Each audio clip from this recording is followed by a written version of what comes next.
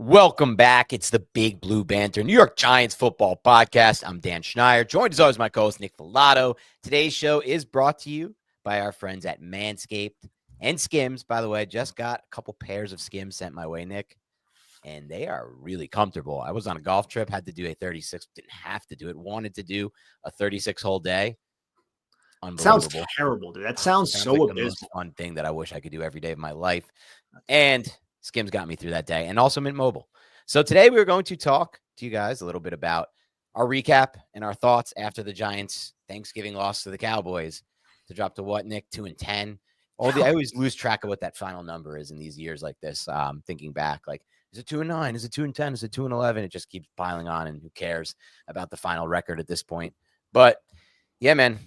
We'll talk about that. We'll talk about some film reviews, and we'll maybe talk some 30,000-foot view concept stuff with this team because, like, there's injuries now that are going to make them even worse down the stretch. Like, if you think they're not competitive now, wait till you have Dexter Lawrence off the field.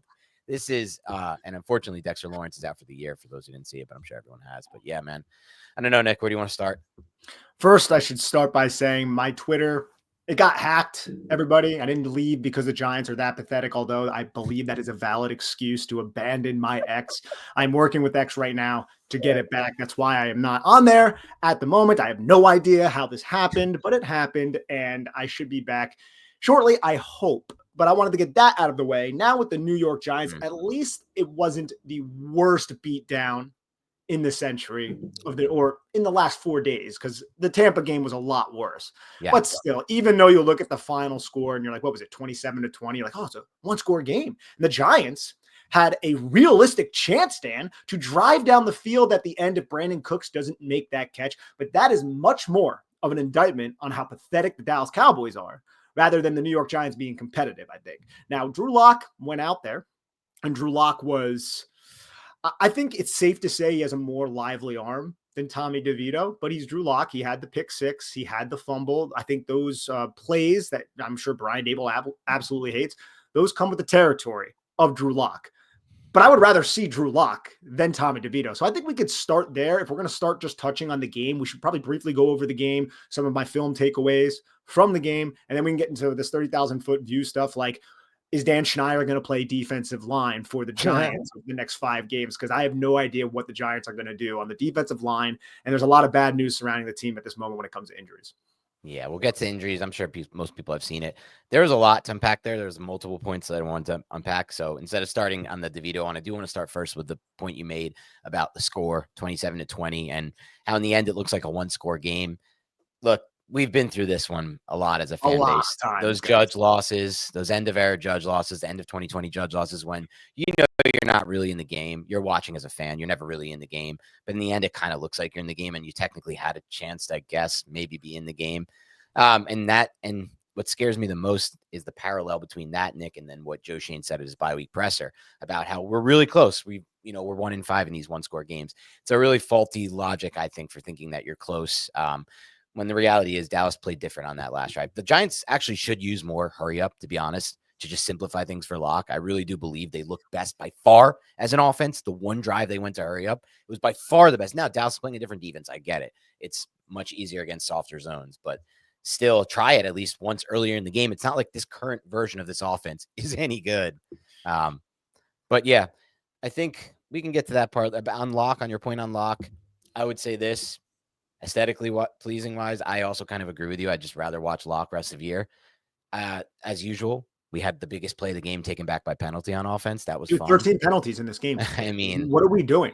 Well, this is the thing. If we go Locke or we go to the penalties, because there's a bigger top point on Daboll that we're going to have to unpack a lot on this episode, because it's, at least for me, the feeling is getting stronger and stronger in one direction. But on Locke, yeah. It's hard for it not to go in that direction at this point. 13 penalties. And every time the Giants were trying to crawl their way back into this football game, Dan, it was like, oh, Tyrone Tracy Jr., that was like a 19-yard penalty.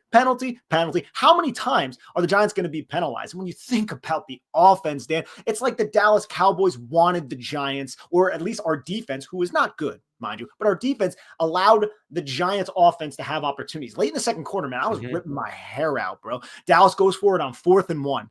Giants come up with this big stop. It was an excellent play by Brian Burns and Bobby Okereke to flood Hunter Luepke, or whatever the hell his name is, over towards Dexter Lawrence, ends up getting the tackle for the loss. Giants don't score any points on it. And then a punt, Jamie Gillen pins him down at the 1 yard line. Dallas has to punt again. Giants get 3 points from that after starting the drive at like the 29 yard line. So you're talking about 2 drives from this offense, Dan, led by Brian Daboll. 2 drives from this offense, getting 3 freaking points. And who's the quarterback of that? Drew Lock. And here we are on this podcast being like, hey, I want to watch Drew Lock. But that's not something bad about you and I. That's just how down bad this New York Giants franchise is. That's how terrible this New York Giants team is, the state of it, the culture, everything about the New York Giants right now. And you throw these injuries on top, dude, absolute recipe for disaster. Yeah, cook. That was just absolutely cooking right there, which is fact after fact after fact. And it's a reality that we're all living in. And I'm just like, I'm so dejected by this reality. We can get to that stuff later, this existential dread that I am in. And I have felt for the last, I'd say since the last week, since the Tampa Bay game, I've felt this existential dread I've not felt with the Giants ever in my entire life as a fan. And that's just not good feeling, because there's usually some hope to pull on, but we can get to that in a second. But when it comes to like both of those topics, like, one, you're right. Why the hell are we excited to watch Drew Lock when Drew Lock couldn't even move the ball? 5.4 yards per attempt, 5.2 for Cooper Rush. One of the most disgusting passing performances from a combined team standpoint that you could watch. Like, you just watch 60 minutes of taking the game back 40 years with those passing attacks. But I mean, Drew Lock actually at least hit that big play to Neighbors. Oh, it's called back by a penalty. It's the second part. Why is this team taking so much penalties? And why, for these last 2 games, has it honestly kind of looked a little bit like they're done? They're not really in on this idea that Daboll's preaching, whatever that may be. Like, you can say in my opinion, Nick, they did just enough in this game to make it look like they're not quitting and they're still playing hard. That's how I kind of view this game, by keeping it somewhat close on the scoreboard. So I'll say there were certain defensive players where I just came away wildly impressed with, even though they had mistakes in the game. And the one that comes to my mind is Tyler Nubin. When I was going through the all-22 this morning, I was like, is anybody else going to make a tackle? Is anybody else going to be at the line of scrimmage to make a tackle? And that's not necessarily saying Micah McFadden, who had a bad game and missed a lot of tackles in this one, Jason Pinnock, who did too, and Bobby Okereke are terrible players. I'm not saying that, because I think there's so much on their plate. But when the Giants were in too high, Dallas checked a run and they got like 6 yards every single time. And when they rotated Tyler Nubin 31 down in the box, Tyler Nubin was the guy making the tackle almost every single time. And I get that he is the unblocked defender coming in to fill the B gap, and that's going to happen sometimes. But can somebody else make a freaking play? Micah McFadden puts himself in a position to make plays, and then he misses the tackle. And that's terrible. And then Bobby Okereke is trying to recover, and then he gets blocked out of the spot. And then I go and I watch Overshown and Kendricks, and they're executing that, what the Giants are attempting to do, and they're doing it flawlessly. There was a play where Evan Neal fell on the ground because he got fooled by what the linebackers were doing. And it was just like, he didn't know who his blocking assignments was. That's happening to the New York Giants protection, the New York Giants offensive line. Is that Carmen Brissot's fault? I don't really necessarily think so. I think it's more the fact that the Giants have all of these backups in there, and teams are scheming around. So yes, maybe you could say it's Carmen Brissot's fault, but I look at Evan Neal, dude, after this game, and I know I'm jumping around a little bit, but I look at him and I'm like, this guy is just not an NFL starter. The experiment is over. I think we all have known this for a while, but some Giant fans, maybe including myself, but not really, because I kind of watched way too much of him, but some Giant fans held on to a little bit of hope. And maybe he could play guard for you. And maybe I'm not ruled out on that. Maybe he can come in and tackle. And you know what? He's healthy now. Maybe he'll have some good reps, Dan.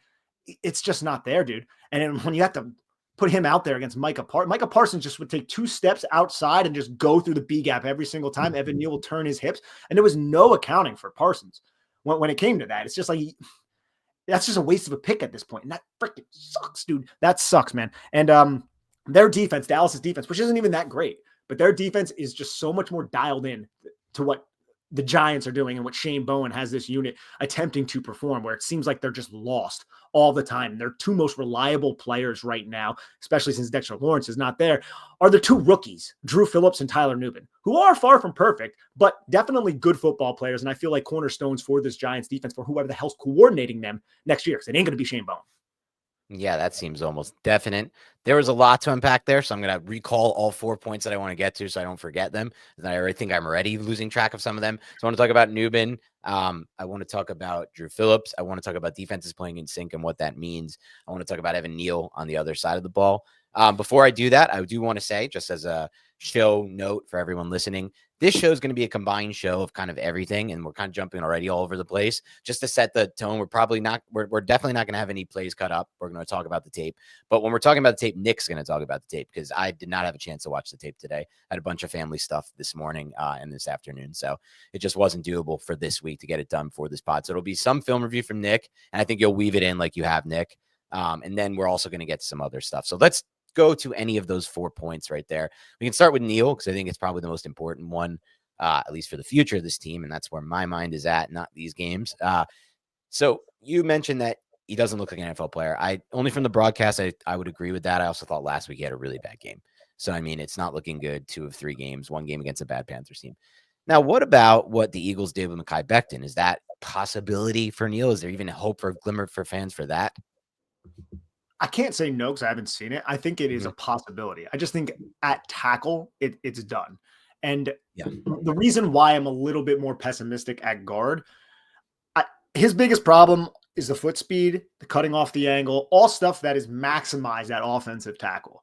But at offensive guard, I think he can sustain blocks, and we've seen him have positive run blocking reps. But the sustainment of the reps when he is one-on-one, his chest gets so far ahead of his skis, gets so far ahead of his feet. And I just saw plays where he would be up at the second level against Eric Kendrick, somebody he is so much bigger than, and he would just go and lean in, and Eric Kendrick would just drop his weight and slip right around. And then Evan Neal falls on the ground, and Eric Kendrick's right in the hole meeting Tyrone Tracy or Devin Singletary. And I've seen that just so frequently. I think he could be maybe like a Mekhi Becton, maybe not as good, but that's like the hope now. Like the tackle thing, if it has not gone out the window, which I'm sure it has for most people, it should be. It should be flying out the way. It should be going up into the ether at this point because he is not an NFL tackle. And what makes me so frustrated about that, I know I'm venting a little bit here, is I just feel like Alabama players go into the league and they have a floor usually, and Evan Neal's floor is in hell, and it's so low. That's what I'm getting at. Don't try to read too far into it, but you know what I mean? It's just like we couldn't get Landon Dickerson for fuck's sake. Like, come on. You know what I mean? Like all of them, dude. And it's anyone. Not like, and look, well, not anyone. You don't want Leatherwood. Yeah, that one was obvious to me though. But hey, the thing was Leatherwood was a polarizing prospect when he came out. A lot of people were exactly high on him, and when he was drafted, I mean, but not at the first round, but I like. Oh yeah, when he was going to be a mid, but I was still wrong. He's nothing. When he was drafted by Mayock in the Raiders, everyone was chastising them. Yeah, Evan Neal first round was crazy. Evan Neal was selected. Everyone was like, "Yeah, it's the best tackle in the draft." I know. And he didn't develop at all. You know how we say development isn't linear in the NFL? His is linear, downward. Well, yeah, that's true. But I also think it's, and I know you. I think you'd agree with this. I don't know. He never had it for the NFL is what it really is. Like he's just not quick enough to play in the NFL, most likely. At tackle, yeah. And as far as the last glimmer of hope for Giants fans addressing if he could maybe be Mekhi Becton, I would think he'd at best be kind of like a poor man's Mekhi Becton. He's just not as big, but to me, he can move bodies, but Mekhi can really get on and move bodies in the run game. So let's switch over to the other side of the football. Talk about Newbin and Drew Phillips. Look, I know you didn't watch the film, but you watched the game. Tyler Newbin was everywhere, and he was on broadcast. So many tackles at the line of scrimmage. I felt like Cordell Flott was another player. He gave up the long pass to Jalen Tolbert. That was a phenomenal route by Jalen Tolbert. It was a double move. Cordell Flott actually did a solid enough job to close and squeeze Tolbert to the sideline, but it was a really good throw by Cooper Rush, and Tolbert did a great job adjusting to the pass and making it. And when I say good throw, I don't even know if Cooper Rush was trying to squeeze that back shoulder. It might have been a bad throw that Jalen Tolbert bailed his quarterback out on. But regardless, this is about 4 weeks in a row now, Dan, where I looked at Cordell Flott and I was like, you're better than you're playing better than anything we've seen yet, which is a sign of development. And he had a stretch in this game, it might have been late in the second quarter or early in the third quarter, where he had a PBU and he had another play in the flat, and it was like 2 plays in a row that forced a punt. So that's one development that I look at and I say, nice. Adoree Jackson, he had those 2 missed tackles, but other than that, it looked like vintage Giants Adoree Jackson. He was in phase a lot. He was getting his hands on the football. CeeDee Lamb looked terrible in this game, dropped 3 passes. The Giants were paying attention to him, though, as well. Anytime he was running over the middle of the field. Basically what happens to Neighbors now. It's just a disaster to watch. Neighbors still had one. Neighbors had there was a 2-play sequence where in the second half where it was a cover 2 defense and Neighbors beat the flat defender to the outside. The flat defender sunk, and then he took the eye candy of Theo Johnson in the flat, and Neighbors was wide open in the honey hole. Drew Lock didn't take the shot. And then the very next play, it was cover 2 pre to post, just like it was on the previous snap. And Drew Lock threw it. Only this time, the flat defender stuck and sunk underneath Neighbors. And it was almost intercepted, but Lock put it just over Bland's hands. And that was the catch that Neighbors made where he got his feet in bounds somehow. Oh, yeah. But I just appreciated that, somebody on the Giants staff looked at that tape, like, yo, it's cover 2. Neighbors was open, make that throw. And someone told Lock that, and then Lock did it. Because I was like, when he threw it, I was like, I don't know if you throw that, because I think the Cowboys were on it too, where they're like, oh, we're sinking with him. But it was just a good throw by Lock and a great catch by Malik. That wasn't. He just got it over. I just seeing that on broadcast. That was a crazy throw and catch, but it was like their one, and that's probably the best play of the game, best throw of the game. And that's why I look at Lock and I say, look, man, the ball, like he has a live arm. His arm is alive. It looks different. Not that much. It's not like a crazy good arm, but it's a lot liver than what we're used to seeing. Exactly. He has the velocity and the arm strength to rip it from the far hash outside the numbers. Is it going to be consistent? No. Is his accuracy always great? Is his decision? No. All of those things are no. But it's an upgrade over Tommy DeVito. And it's also, this is the indictment on Joe Schoen that you and I have spoken about now for weeks.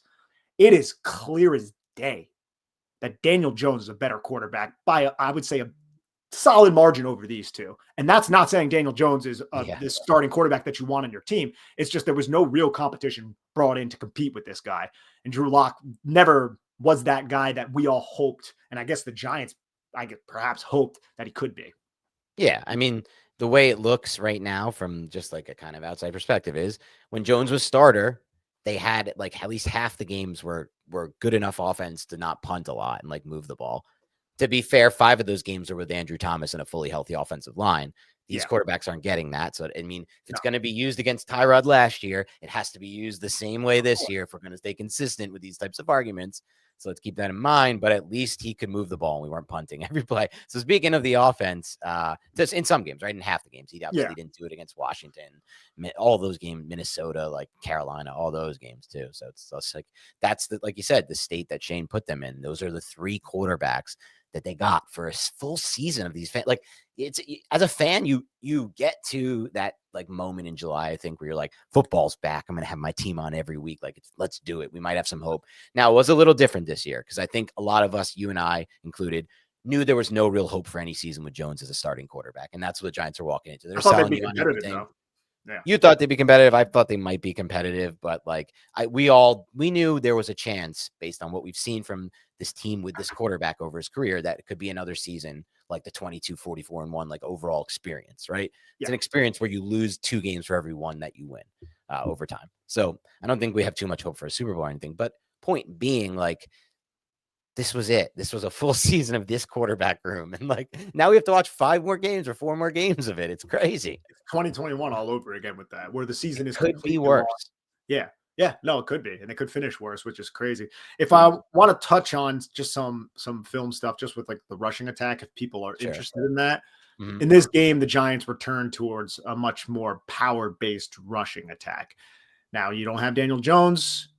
Drew Lock does have some scoots, as we saw on that almost 30-yard touchdown rush that turned into a 29-yard rush that set up the Tyrone Tracy Jr. touchdown. But we saw a lot of duo early on in this game, and it was like 7-8 yards per rush for Devin Singletary and Tyrone Tracy. They were moving the football well at certain parts of this game, and we saw a lot of just power. One power puller, right? Like backside guards, you're going to pull. John Runyon, you're going to pull to the front side. I felt like the offensive line looked. They weren't great. Micah Parsons was a problem, especially in the second half of this game, but they weren't it wasn't the worst performance either of the season, like some of the other ones we've seen. But having Evan Neal and Chris Hubbard as your tackles, holy shit. The Giants had to keep Theo Johnson, Chris Manhertz, and Tyrone Tracy and Devin Singletary in every single time to help those two out, which means you have a late check down, which also means if there's no leverage established from those deeper routes and those deeper concepts, Drew Lock's just holding onto the football back there, which he likes to do anyway. So it really holds you back when you don't have players like Andrew Thomas and Jermaine Illuminor, who should be back next week, thankfully. Yeah, of course. And just thinking a little bit about just the offense in this game, some of the things they were able to accomplish in the run game, and then eventually, ultimately, toward the end in garbage time in the passing game. Like, one of the bright spots of this game from broadcast, and I'm sure you saw it on the film, was Theo Johnson. Like, he's Yeah, really had a devastating. change in his second half play. He looks like a different player. And why is everyone so surprised when you know that rookies take time to not only just learn the playbook, but understand the feel and the speed of the game? They're going from playing college tight end against that speed of that defense in the Big Ten for him. That's slow out there. That is a lot of running and not much speed on the back end to the NFL. And now he seems like he's playing faster. He's moving faster. He had an awesome game. When he touched the ball, he was electric. And like you saw the upside of him. And now he injured his foot and he's likely done for the year, which is crazy. But at least talk about maybe what you saw on tape from him and where you feel about him heading into next year. I'm excited about Theo. I'm unfamiliar with this foot injury. I just heard Yeah. about it today, as most Giant fans did. I saw Charlotte Carroll tweet something about how he was really upset and threw his cleats against the wall, and people were like, "Yeah, it's because they lost. It's because they lost." And it's like, no, he must have found out something bad. Yeah. He must have tweaked something. I didn't That realize sucks. it on tape. Oh, yeah, it's terrible because actually he's developed into a nice asset by about mid-season, and his blocking and his physicality was always there. And now you're starting to see some receiving upside and some receiving skill and the athleticism. And there were at least 2 or 3 plays on tape where he was just looked like, I don't want to, I don't want to say Mark Bavaro, but like people were bouncing off of him. They couldn't bring him down, He like one play that looked so insanely athletic. It was one of the most athletic plays I've seen by any Giants player at any position since Odell Beckham and Barkley were on the team. Exactly. And people were just bouncing off of him on the sidelines. And you want to see that kind of fight and that kind of grit from a rookie nonetheless, right? Like, especially with a team that is supposedly quitting, you see someone like Theo Johnson catch the football and make those moves. You're like, dude, this guy wants it right now. He's trying to will his team. And you see that from Tyrone Tracy. You see that a lot from a lot of the talk real quick about that, about the whole idea of the quitting. Like, I don't think that this team is quitting. I think that's the wrong way to describe it or use it. I think that there's a chance that parts of this team parts of each player or any individual player on this team is a bit checked out and is a bit tuned out of the message, but still playing for themselves. And when you play for yourselves, you can put out passable product. I think when you play together as a team, that's when you start to win the games. And I'm not saying they're not a team, but they're also a team to me that's kind of 2-10. They've cut their quarterback and they're a bit checked out on this season. I think they're dejected, and they're I think they're dejected, and specifically on the defense, they're frustrated and they're just not playing as a unit. And this is like what, the 5th or 6th week in a row that we're saying this. It's just the linebacker defense has been unreal bad for like 6 weeks, crazy level, like embarrassing to the point where like you wouldn't want to be the coach on that team because you'd be like, what is going on? Like, how are we this bad as a run D? They don't know their run fits, or it's not even necessarily that they don't know it. They do know it, but they understand that there are certain vulnerabilities on their defense and they try to mask those. They try to fit those. Like I said, man, so frequently, dude. I don't want to be a broken record here, but the linebackers have so much on their plate, dude. The linebackers have so much on their plate. And McFadden, so many, like I have in my notes right here, like just learn to freaking wrap up. And even with McFadden, he'll wrap up, but he has like a short, I think, reach, tackle radius. Yeah. Pinnock never wants to wrap up. He's always just trying to throw his shoulder into people. It's very frustrating to watch. And when it comes to the defense right now, I don't know how they're gonna put a defensive product out there without Dexter Lawrence. I don't know the extent of Nacho's injury or the extent of DJ Davidson's injury, but the fact that I'm concerned about the injury of DJ Davidson tells you everything you need to know about the depth of this team. I think Nacho is a good like third defensive lineman. He has to be the second one on this team. That happens, right? They literally have no interior linemen that are like they're gonna have to sign guys just to play immediately. Armon Watts got put on the IR on Monday. Armon Watts, I think there is a good argument to say Armon Watts is the second best defensive lineman on this team. That is a problem. That means their top 3 interior defensive linemen are all injured now going into the rest of the season. No, well, I mean, no, it means that like there's no way this dude's gonna he can survive this as a coach. Every game's gonna look like these last 2. I know, and he's gonna get blamed, and you know he should get blamed all that stuff. But this is also a personnel thing. This is a personnel issue. This is Schoen too. Like you can't. It's like if he's going to take all the blame and be the scapegoat for Schoen, which is like I think what you and I, if we had to guess right now, what's going to happen with the Giants? Daboll gets fired, Schoen retained. Yeah, it doesn't make that much sense because like this is a big Schoen issue right now. That Schoen gave him 3 bad quarterbacks relative to NFL play to play for the year, the most important position, not that much offensive line depth. no defensive line depth at all on the interior, and said, well, this is a game where it's won in the trenches, but you have at quarterback and in the trenches, and you have those three factors. You're bad, or awful in all three of them. Exactly. And we knew this defensive line was good. That was our number one, I think, collectively. Was that or a cornerback was our number one issue with the roster heading into the season, was behind it. If something happened to Dexter Lawrence, you're screwed. And that was before we even said. My point of bringing up Amon Watts is he was your second best probably defensive lineman last week. And for the weeks where he played, the Giants picked him up off a practice squad a few weeks ago, like a month and a half ago or something. Are you kidding me? Like, that's our second best defense. He's on the IR. Don't know what's going on with DJ, but he's hurt. Don't know what's going on with Nacho, but he's hurt. So we're looking at Jordan Riley and think about it like this. Think about it from this perspective. It's a 2-8 season, whatever. People can brush it off, and they will. And they're not going to make too much of it. What if the Giants' offense was good this year, right, Nick? Like, what if they had been able to generate a top 10 offense, and we were still, though, like, oh crap, we just lost an important game we needed for a playoff hunt because we have no depth at defensive line right now. Like, what? Like, the preparation for this is insane if you were trying to win for this year. And that's where I always get lost on the whole thing. Like, what is Joe Schoen's plan, and what has been in his mind this whole time? Was he viewing this as a season that he can win, Nick? Or was he looking at Burns like he's a 25-year-old pass rusher with a track record of tape that I like and the chance to get better because he's only 25? I want to get that asset because I don't trust myself to locate that at 39 overall in a draft class, which is, in my mind, actually good thinking because I don't care that much about the cap. They're about to clear quarterback, and I don't think 39 overall is going to get anyone anywhere close to Brian Burns at 25 years old, even paid. So that is fine. But, like, what about all the other moves? The offensive line, like bringing in Van Roten and bringing in Runyon. Where is he at with those? So that's they thought they were going to compete this year. Did they though? Yes, I think so. I did. I think they were trying to plug up as many holes and as many issues as they could. But you don't make the type of investments Joe Schoen made and not expect to compete. And I think they backed themselves. Well, what was it besides Burns? Greg Van Roten's whatever, but John Runyon won. And also just, I think they wanted to go into this season and you say, we'll give Daniel Jones that shot. And if he doesn't work out, so be it. We could turn the page, and then we have a foundation, a good roster of young players to build with. So I don't think they were trying to tank, and I'm not saying that you believe that either. No. I'm not saying that.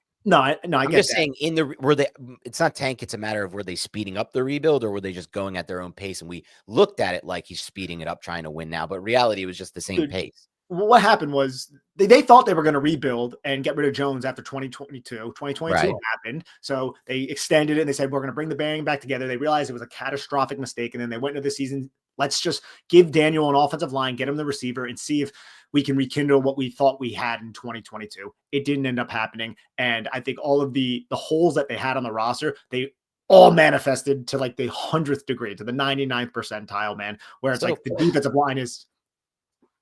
I know what you're saying. I think, and it makes a lot of sense, but I'm not making my like point clear enough. Let me see if I can come at it a different way. So, like, all those things that you just said, which we all knew, you and I, looking at it from our vantage point, right? All these holes on the roster, how not really ready they were to compete, even if they could kind of patch together the offensive line with Runyon types and cheap mid-level contracts and free agency, plus draft a receiver early.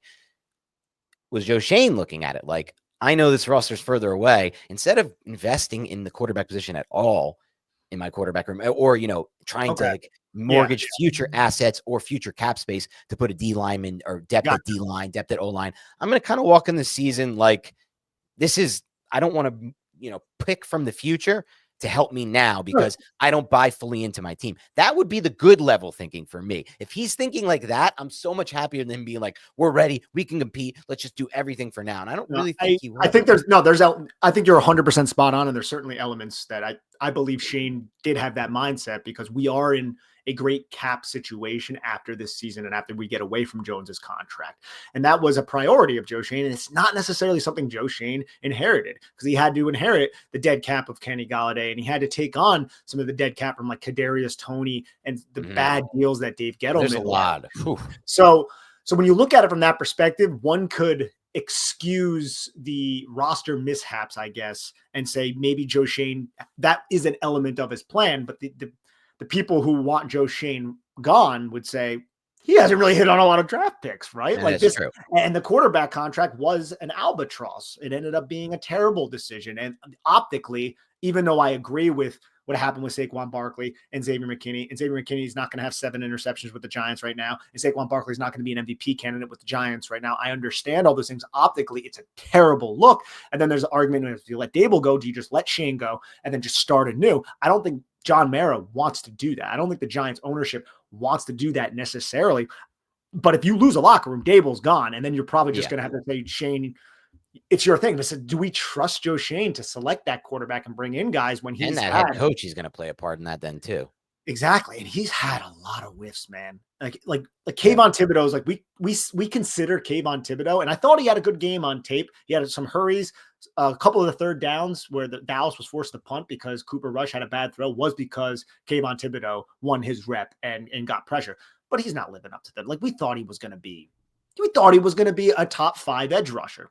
He's not playing like that. Like the way he's playing is something that you can find in like the 3rd round sometimes on like a good 3rd round pick, like, oh yeah, that's a great 3rd round pick. But this is a top 5 pick we're talking about. And he's not necessarily a game wrecker. He'll have his plays every now and again, but he disappears quite often, Kayvon Thibodeau. But either way, like that's like a win in our book for Joe Schoen. It's like, should it be though? Like, I don't know if it should be. It's just because it's selected 2 picks in front of one of the bigger busts we've seen for the New York Giants in the last decade. Yeah, I agree with you. And I even think taking a step further, like it's hard for me to really consider Malik Neighbors a win for this regime. I think it's just kind of easy. But he's a great football player and building block. Yeah. But I see what you're saying. Yeah. Yeah, it's an easy pick to make that fell right to you at 6. Yeah. He was potentially the best player in the draft. And I'm excited for his future. I need him to get into a healthy situation fast because I'm a little worried about that. Like the toxicity of this current state of the franchise. The city of the city. Sorry. Great System song. of a Down. It's an incredible song. System of a Down is an incredible band. It's one band that I really want. Incredible. I find them incredible. Okay. I go through streaks sometimes where I just rip their music because what's his name? The singer. I don't know his name. That dude is like honestly one of the better rock singers. Like when you consider all the different ways he can go with his voice and how high and low, it's like crazy the way he has a lot of range. He has a lot of range. So much range. Yeah. He definitely has a lot of range.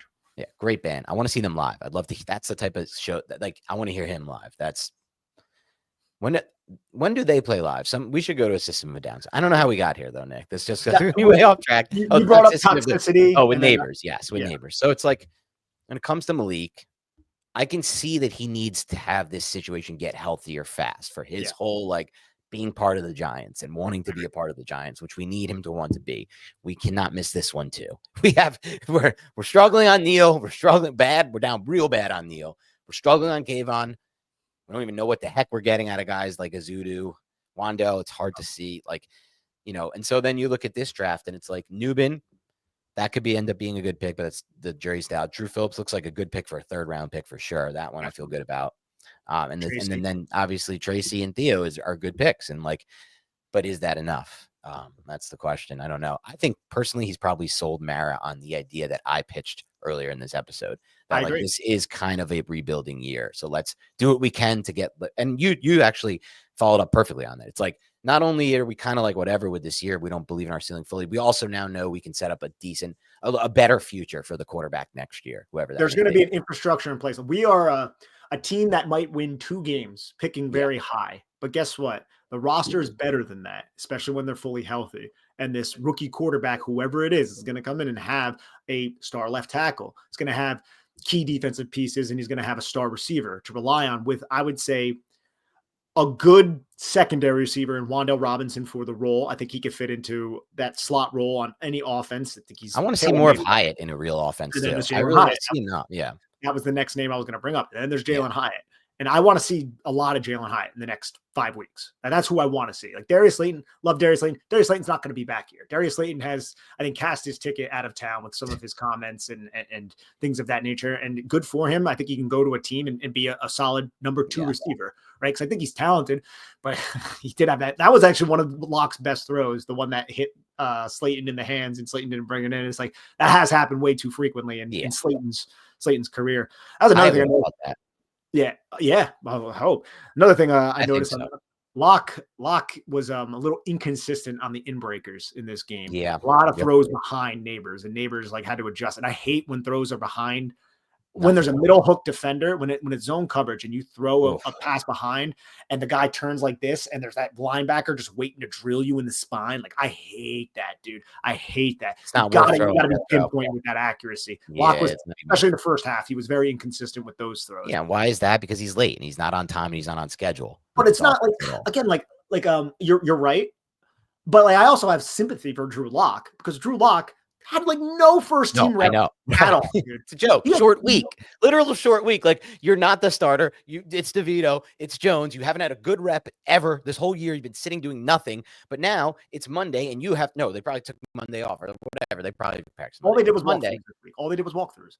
Walkthroughs on Monday, and then practice for 2 days, and then play a game with an offense you've never played with. This is like a disaster of a team. And you saw, like, I think I mentioned at the top of the show, like the Darius Slayton, there was like a back shoulder throw where I think Locke was trying to hit him back shoulder, but Slayton didn't know that. And I'm not even blaming that on Slayton. I just think these guys don't have the rapport yet. And that's a part of being a teammate and working with each other and gaining those reps through training camp. Drew Locke hasn't taken a first team rep since the freaking spring. It's nightmare. But let's see. We got a few other things I wanted to hit on for sure. Game wise, I think from what you recapped earlier with defense playing together, I think that's essentially, you touched on that with just the trust. What else do you want to hit on? I mean, we could talk the big stuff too, unless there's I say we talked the big stuff. Look, this game, it was we already hit a lot on the game. We don't have the plays to go over this week. We apologize. We're back to normal programming and scheduling next week when it comes to cutting the plays and everything. And my mic might not be that great right now because I'm at my parents' house at the moment, so I don't have my Shure SM7B with me. So bear with us with that. Thank you for listening. Brought to you by Manscaped, Mint Mobile, and Skims. And yeah, let's get into this 30,000 view stuff, Dan. Well, first, actually, if you're listening right now that we took a break for some little bit of promotion, some quick, well, I'm never quick, but as quick as I can be promotion, hit that like button right now. Roll over, click it, like it, write a comment if you can. Help support the show. We need your help. The Giants aren't helping us. We know that. They're making it as difficult as possible, our lives, and yours too. So make all of our lives better by just helping support the show. By liking and commenting, we do appreciate you guys, especially being here. Thank you. So let's get back to this stuff. So when it comes to Daboll, Nick, and where we're at with this situation, we have a lot of games left to play. They're 2-10. They're essentially hopeless in general, but this thing's going to get way worse without Dexter Lawrence on the field. We know that. Like, way worse without Dexter Lawrence on the field. So, I mean, Cooper Rush was not impressive to me. That Dallas team did not look that good to me. So if you're kind of not even in the game against a bad team led by Cooper Rush, what game left on the schedule are the Giants winning? Let's get to that first, and then we can talk Daboll, because like that's an important thing. I think if you end up 2 and what would it be in today's NFL, 15? If you end up 2-15, they usually don't keep coaches just like by aesthetics alone. Like at 2-15, it's like, wow, everyone's completely done with you. So let's look at that schedule. Do you have it up by any chance? I know it. Okay, he's memorized it. He's memorized. I appreciate your. Yeah, so I'm going to bring it up now just so I don't sound like an idiot. But I think we have New Orleans next week. New Orleans is the team that the Giants should, like, on the beginning of the year, you're like, oh, yeah, they can, but it's in New Orleans. And the Giants are the Giants right now. This version of Giants has no chance to win that game. Okay, let's go to the next. Now the Saints, they play who do they? I don't know who the Saints play on Sunday though. I don't either. I don't care. As long as they can start Derek Carr, not Spencer Rattler, they will win that game. I mean, do you think the Giants do beat Spencer Rattler? Maybe not, but I think they do actually win a Spencer Rattler game. Okay, so they have that new interim coach in New Orleans. Yeah, and they're all playing. They're playing hard for him. So that's a loss in New Orleans. Let's move on. Ravens. No, let's move on. Falcons in Atlanta. Falcons are a weird, bad team now, but not this again. Remember, no Dexter Lawrence. And then there's the Colts and the Eagles. The Colts like are a bad team, but no, I don't think the Giants can win any of these games. They would have needed like a I can't say Panthers, they're not that bad anymore. They would have needed like maybe a Jaguars type matchup or something in that range. The Giants are the worst team in the league right now. The Giants are the worst team in football right now. For the first time in my life, I can say I think the only team that rivals 32. The only team that rivals it, and I actually might say this team is worse, is Jacksonville. Yeah, right. Without Trevor. So like I think the He's Giants. back this week, and he Oh, he wasn't is that good to back. begin with, but he is back this week. But he wasn't that good to begin with. But still, that's the team. That's I said that's like the one game of the schedule I think they might be able to win. Even that they would probably struggle to. I mean, they didn't beat Carolina, but yeah, man. And I've brought this up before. No, I don't want to be redundant, but here I go. How do you justify keeping your coach when your coach put the burden of calling the plays because he was not pleased with the offense prior to this season? He put that burden on himself and he failed miserably. He didn't just fail, he failed historically bad. I don't know how you keep him. And it also seems like the locker room may be tuning him out a little bit, especially if you lose the locker room. Said this last week. There's really no chance of gaining that back. And I think you have to turn the page. There needs to be a new message. You can't go into 2025, especially if you are going to draft a quarterback, with a coach that half the locker room or more than half the locker room had tuned out throughout an entire season. Just can't. well, yeah, let's talk about it. This is the topic, and it's two-pronged. It's both the prongs you broke down. It's the does he have the locker room prong, and it's the what is he offering from an offensive scheme and mind standpoint. So the second one, it's harder for us to really know the feel on. It's just kind of what we read and see, the locker room, and if he still has them. Let's talk about the first one because we can see that and we can evaluate that one for sure. I mean, just thinking about it, man, I understand, and I do believe it is very hard to coach a team with those two tackles and Drew Lock. Agree. But I don't believe that it's so hard that we're back at Jason Garrett levels of total offense produced and what we watch on the screen as fans from an offensive standpoint. Because look, they're different people, entirely different schemes, Daboll and Jason Garrett, but yet everyone, Jason Garrett, the worst offensive schemer, Daboll, a great offensive mind. That's kind of the conjecture. It's kind of the narrative. But the reality, what we see on the field is two offenses that are just unbelievably bad. Like we had, I said it before, 5.4 yards per attempt in a passing game. God, if that number drops under 5.5 or even under 6, you are running such a shit offense. When your yards per attempt dips in those numbers, and Dallas 5.2 for Cooper Rush, they did nothing too. Like it's just like and you just. And I'll say this too. Excellent points. The offense sucks. We know that. If you listen to this podcast, you're fully aware of how Dan and I feel about this offensive output. And I do have sympathy for some of these defensive players. And I think the defense is ass as well. But the defense has one interception, Dan, on the entire season. The Giants hardly ever get a sudden change. And a sudden change is such an impactful way to flip a script in a game. But the defense does not supply that at all. And whenever they do force a fumble, Cooper Rush's foot or knee hits the freaking ground or falls into the lap of the opponent's team and not the New York Giants. I honestly kind of feel like the only times that Shane Bowen's kind of look competent is just games where it's like the front four does well and he just sends a random blitz occasionally that like, oh, it worked this game. Like when I sent the blitz, it was good timing, and then just lets those guys do it. And then there's just nothing going on really. It's a really interesting way to play defense is kind of just rely on it feels to me like the front four of every game, but I don't know. I mean, is that a part of it? Why we have 0 interceptions? There's nothing really going on back there.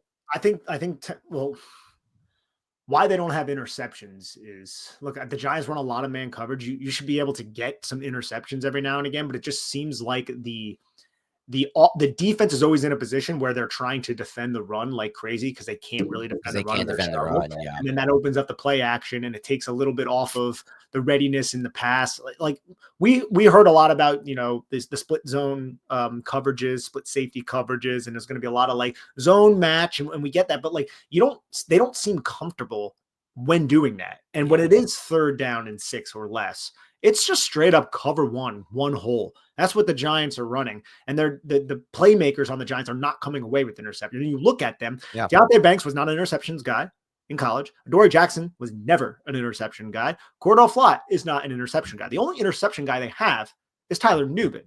And I just don't think Tyler Nubin's been put into a lot of positions to come away with those interceptions. He had one against the Buccaneers that he ended up knocking away. Dane Belton, that's another interception guy. Almost had an interception in this game on a throw Cooper Rush made towards the sidelines outside the numbers, where I was like, you probably should not have thrown that. And Belton ended up just knocking it down.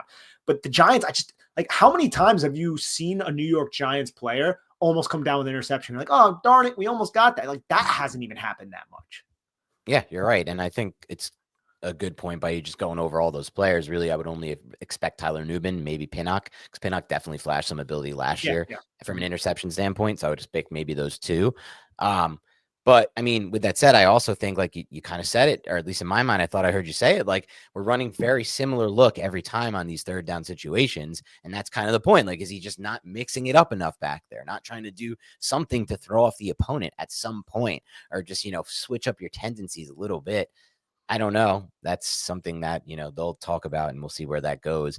I don't expect any coach. I don't expect him to get fired or anything like that. I'm just saying it doesn't seem like this is not a defense I'm really that interested in covering, or like I wouldn't say this is like the coordinator for me type of situation. It's not a good situation overall. It's not just the offense. It's a collective effort. It's a collective effort of mediocrity. Like if you're a defensive coordinator too, like do you think a Rex Ryan defense would ever tackle this poorly? No, I wouldn't. No. Right? Like he would, you could probably look back on it and see, and like they don't do that. Like at some point, like the coordinator, the defense coordinator has to also be that leader too of his defense. And I'm not saying they don't play hard, but they do miss a lot of tackles, and that's something going on with the. Yeah, like it's a ton of tackles, and the defensive line that's again Joe Schoen. The defensive line is a weakness that puts too much stress on the run game that I think is in the back of the mind of the Giants safeties who have to fill the alley, and the linebackers. So I think it affects everybody when Dexter Lawrence knows he's going to be double teamed. He knows where those double teams are going to come from, and the opposing team can just run away from Dexter Lawrence, and then it's on DJ Davidson or Raheem Nunez-Roches to make plays. And I think Nacho can. I think he's not I think he's like a defensive line 3. That's a fine defensive line 3. Like if Deshaun Robinson was still on this roster, the Giants would have I wouldn't even say a good 3, but they would have like a solid 3, right? But there's no Deshaun. Now Dex is gone, and I have no idea what the Giants are going to do on the defensive line. Alvin Kamara might rush for 250 yards in the Superdome. He might just keep running, right? Kendrick Miller might get some run. I don't even know if he's healthy right now, but like it's going to be bad, dude.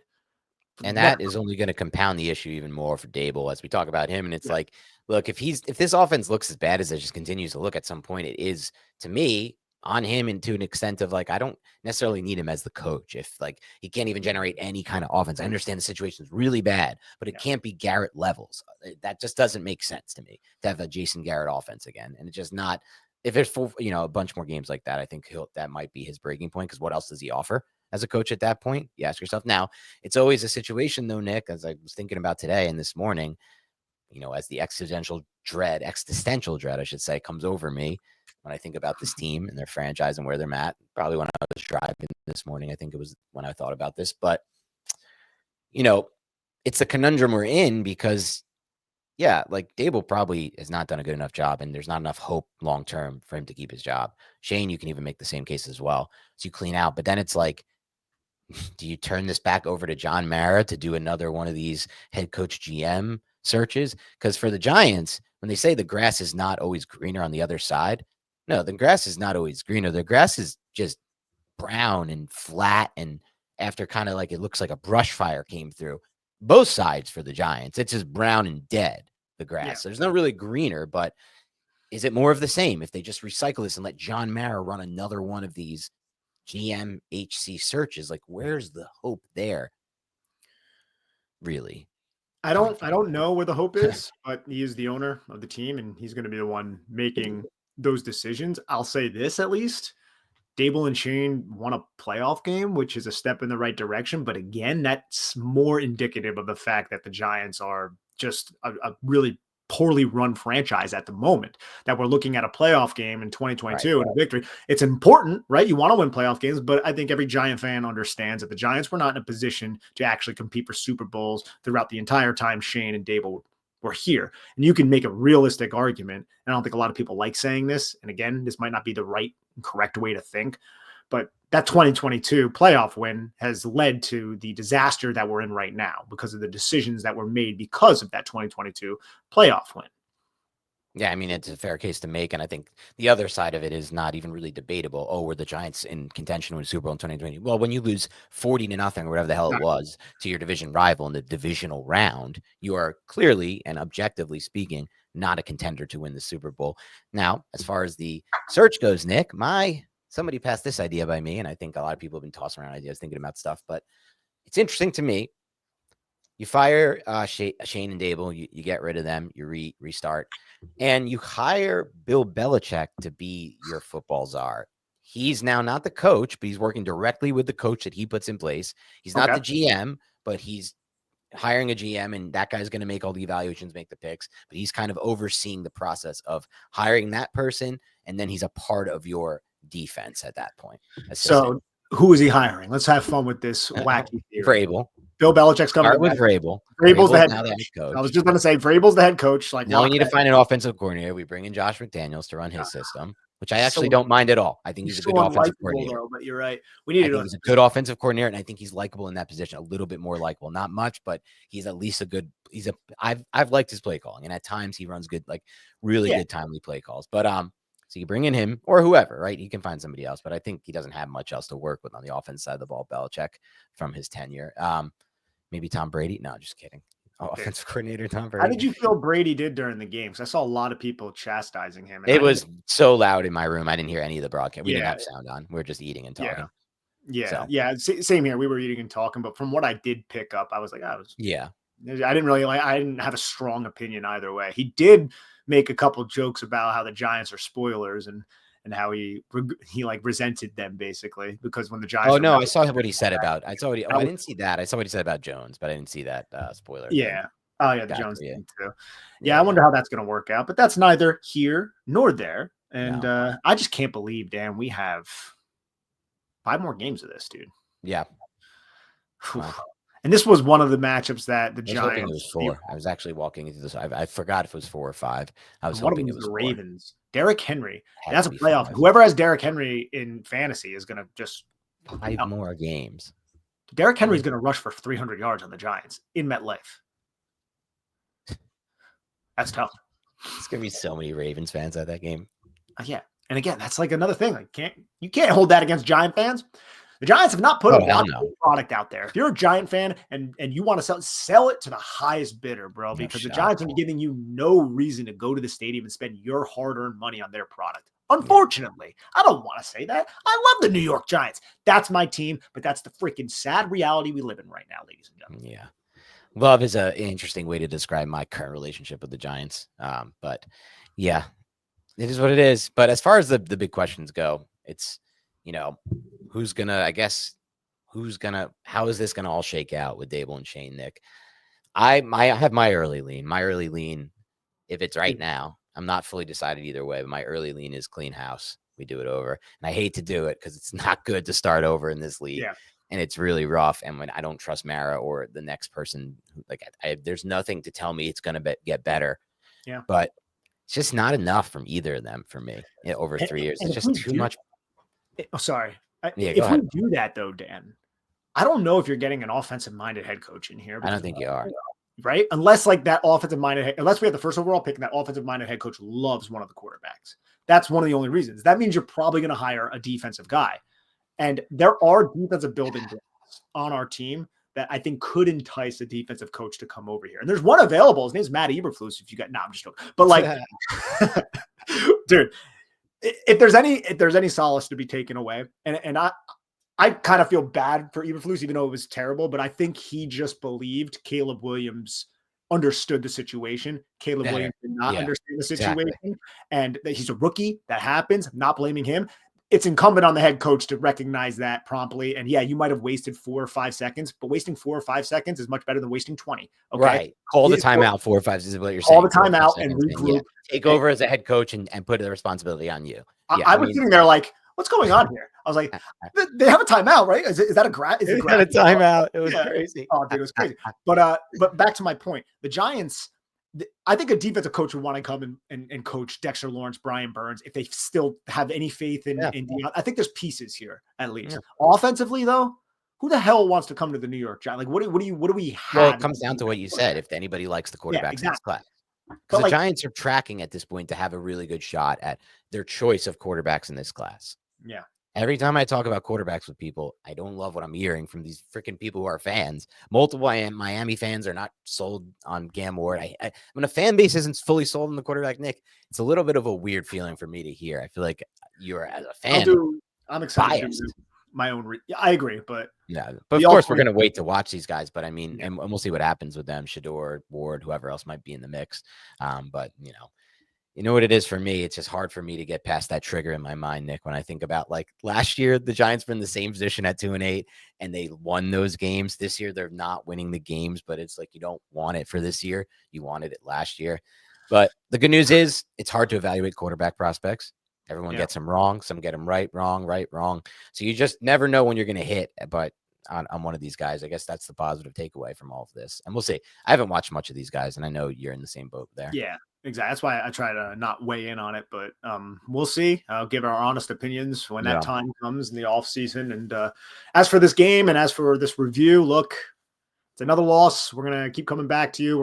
Dan and I are gonna have more content, more different content, mailbags, things of that nature in Yeah. the future to see if we can figure out a way that the Giants can turn this around and what's the best course of action moving forward.